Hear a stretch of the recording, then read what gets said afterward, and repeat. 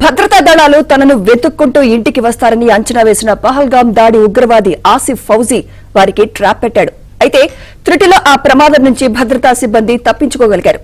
ఇలాగే మరో ఉగ్రవాది ఇంట్లోనూ ఇలానే జరిగింది. దక్షిణ కశ్మీర్లోని త్రాల్ కు చెందిన ఆసిఫ్ ఫౌజీ అలియాస్ ఆసిఫ్ షేక్, ఆదిల్ థోకర్ అలియాస్ ఆదిల్ గురు అనే ఇద్దరు ఉగ్రవాదుల ఇళ్లలో సోదాలు జరపడానికి జమ్మూ కశ్మీర్ పోలీసులు వెళ్లారు.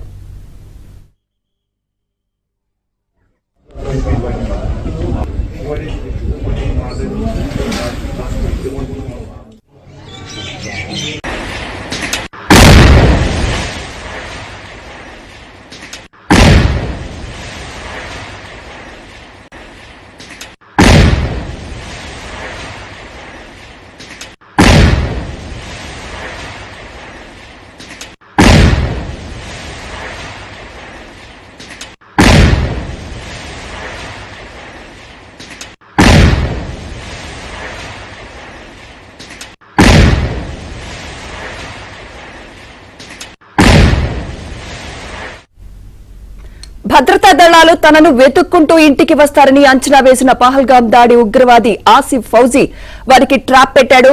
అయితే త్రుటిలో ఆ ప్రమాదం నుంచి భద్రతా సిబ్బంది తప్పించుకోగలిగారు. ఇలాగే మరో ఉగ్రవాది ఇంట్లోనూ ఇలానే జరిగింది. దక్షిణ కశ్మీర్లోని త్రాల్ కు చెందిన ఆసిఫ్ ఫౌజీ అలియాస్ ఆసిఫ్ షేక్, ఆదిల్ థోకర్ అలియాస్ ఆదిల్ గురి అనే ఇద్దరు ఉగ్రవాదుల ఇళ్లలో సోదాలు జరపడానికి జమ్మూ కశ్మీర్ పోలీసులు వెళ్లారు.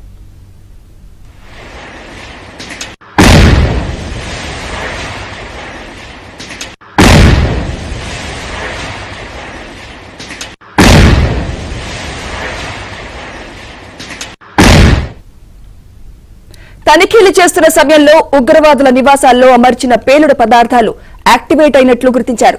దీంతో వారు వెంటనే బయటకు రాగా కాసేపటికే భారీగా పేలుళ్లు సంభవించాయి.